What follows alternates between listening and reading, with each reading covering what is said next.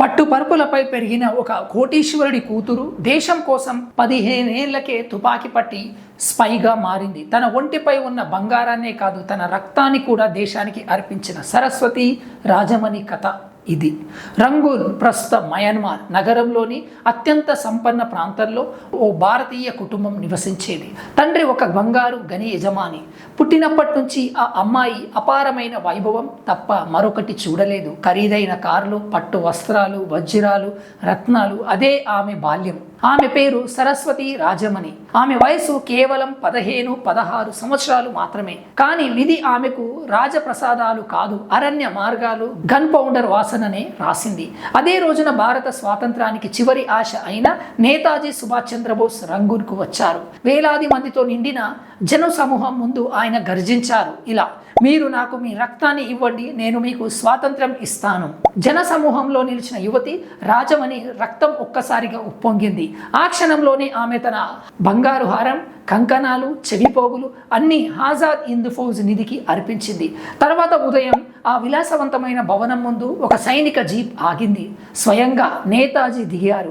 ఆమె ఇచ్చిన ఆభరణాలను తిరిగి ఇవ్వడానికి వచ్చారు. ఎందుకో తెలుసా? ఇంత చిన్న వయసులో ఉన్న అమ్మాయి భావోద్వేగంతో ఇంత విలువైన ఆభరణాలు ఇచ్చి ఉంటుందనుకున్నారు. ఇంతటి త్యాగానికి ఆమె ఇంకా చిన్నదే అనిపించింది. కానీ రాజమణి ఆయన కళ్ళల్లోకి నేరుగా చూసి చెప్పిన మాటలు చరిత్రగా మారాయి. నేతాజీ, నేను ఈ దానాన్ని పొరపాటున ఇవ్వలేదు. ఇది నా దేశానికి అర్పణ. నేను ఒక్కసారి ఇచ్చిన దాన్ని తిరిగి తీసుకోను. నేతాజీ ఆశ్చర్యంతో ఆమెను చూస్తూ నిలిచిపోయారు. ఆమె కళ్ళల్లో భయం లేదు, ఉక్కు లాంటి దృఢ సంకల్పం మాత్రమే. ఆయన చిరునవ్వు నవ్వి ఆమెకు కొత్త పేరు పెట్టారు, సరస్వతి. ఆమెతో ఇలా అన్నారు: నువ్వు నా టీంలోకి రావాలి. తుపాకీతో కాదు, నీ పని దానికంటే కూడా కష్టం.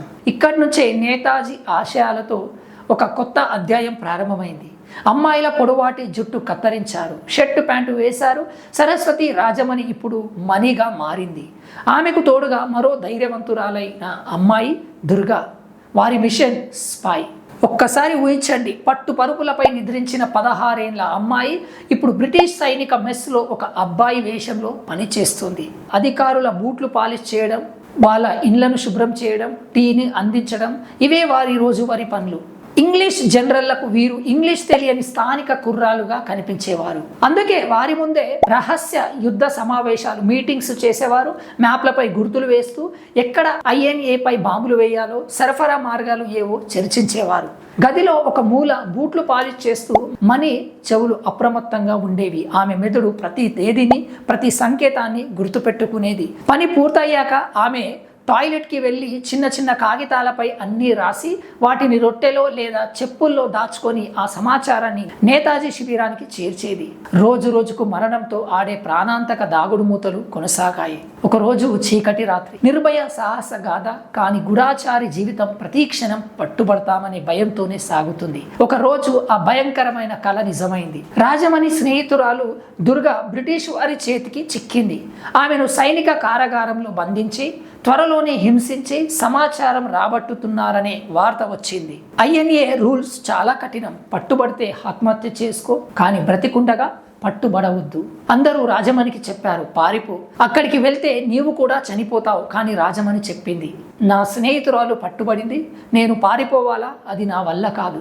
రాత్రి చీకటిలో అబ్బాయి వేషంలో ఆమె కఠిన భద్రత ఉన్న ఆ బ్రిటిష్ కోటలోకి చొరబడింది. సెక్యూరిటీ గార్డ్స్ బలహీనతలు, అంటే సెక్యూరిటీ గార్డ్స్ వీక్నెస్ ఆమెకు తెలుసు. వారి ఆహారం, టీలో తీవ్రమైన అఫీమ్ కలిపింది. సెక్యూరిటీ గార్డ్స్ గాఢ నిద్రలో మునిగిపోయారు. ఆమె తాళాలు దొంగిలించి దుర్గా గదిని తెరిచింది. ఇద్దరు జైలు గోడ ఎక్కుతుండగా సైరన్ మోగింది. సర్చ్ లైట్లు తిరగసాగాయి. కాల్పులు మొదలయ్యాయి. చీకట్లో పరిగెత్తుతుండగా ఒక్కసారిగా మణి కుడికాలు మండిపోయినట్లయింది. ఒక గుండు మాంసాన్ని చీల్చుకుంటూ బయటకు వెళ్ళింది. రక్తం నేలను తడిపింది. బాధతో శరీరం వణికిపోయింది. కానీ ఆమె ఆగలేదు. ఆగడం అంటే ఇద్దరి మరణమే. బ్లడ్ కారుతూనే ఉంది. అలాగే ఫారెస్ట్లోకి వెళ్ళి దాక్కున్నారు. బ్రిటిష్ సైనికులు కుక్కలతో వెతుకులాట మొదలుపెట్టారు. తప్పించుకోవడానికి రాజమణి, దుర్గా ఒక భారీ చెట్టెక్కారు. నమ్మశక్యం కాని విషయం, వారు 3 రోజులు 72 గంటలు అదే చెట్టుపై ఉన్నారు. కాళ్ళల్లో బుల్లెట్, శరీరం అంతా జ్వరం, నీరు లేదు, ఆహారం లేదు, కింద బ్రిటిష్ గస్తీ. 3 రోజుల తర్వాత బ్రిటిషర్ల వెతుకులాట ఆపినప్పుడు ఇద్దరు దిగి వచ్చి ఆజాద్ హింద్ ఫౌజ్ శిబిరానికి చేరుకున్నారు. శిబిరానికి చేరేసరికి ఆమె దాదాపు స్పృహ కోల్పోయింది.